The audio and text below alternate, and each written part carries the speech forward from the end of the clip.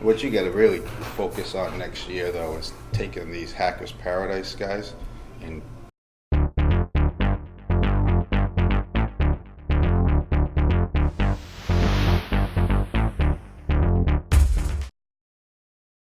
so I think if you take a look at what's happening now, the market's changed a little bit. We kind of came out, we had a little niche side to it, and now we're getting a couple of little companies on the side trying to launch something for it. We got a couple choices to make. One is we can address that, or two, we can continue to go with what we're doing today. And my personal preference is we continue to do what we do today. You know, we differentiate ourselves from them by continuing R&D, continuing to be out there and be present, continuing to do education, continuing to teach people. If someone calls us and asks us what the compression of a golf ball are, or what it is, we know the answer. If they ask us the COR, we know the answer.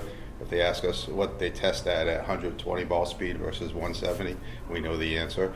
So we're doing things for a bigger group of people versus just trying to take a golf ball and stamp something on it and try to sell it to make a small margin side to it. It'll work, it's going to be okay, but I don't think we should change that model.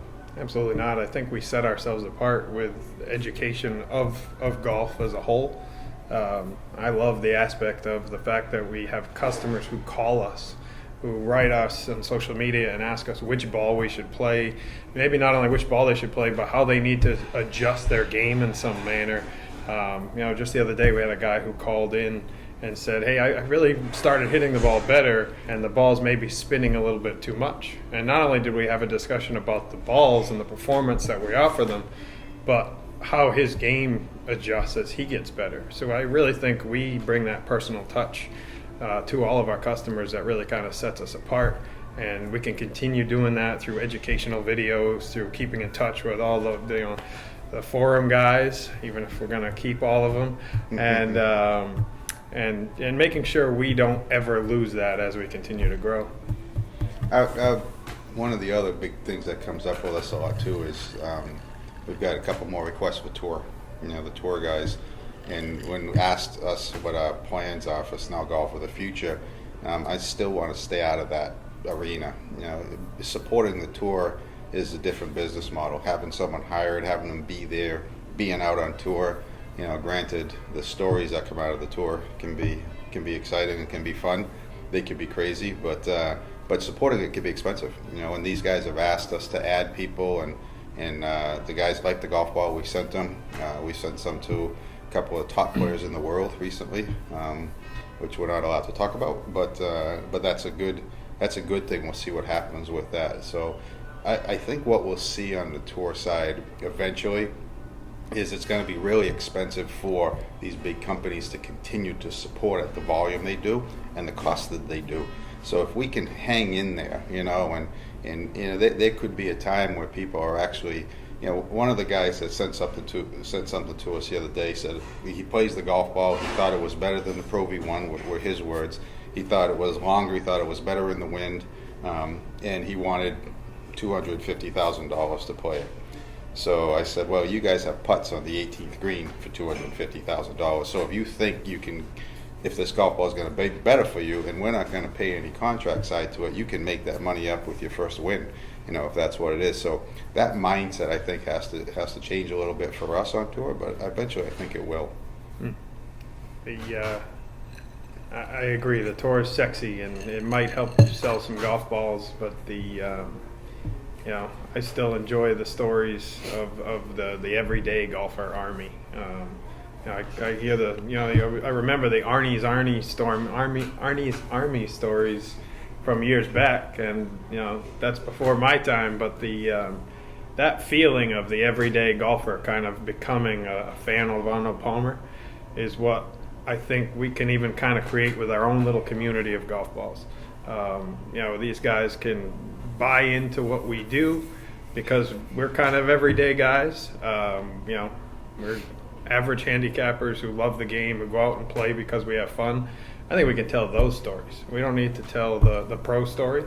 We can talk about the guy who won his 4-ball, the guy who won his match against his dad last weekend, and really be able to show that those are the guys we support on a day-to-day basis.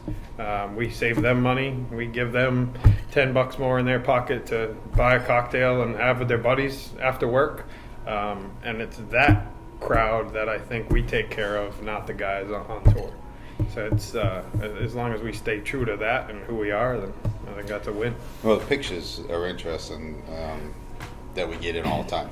The hole-in-one pictures, the group pictures, where you're playing today pictures. I think you guys have done a nice job trying to get people to keep in touch with us. Our relationship with our customers is very good. You know, we thank them when they buy something. You know, we send something to them once in a while through email. We send some private things to them once in a while as congratulations of different things.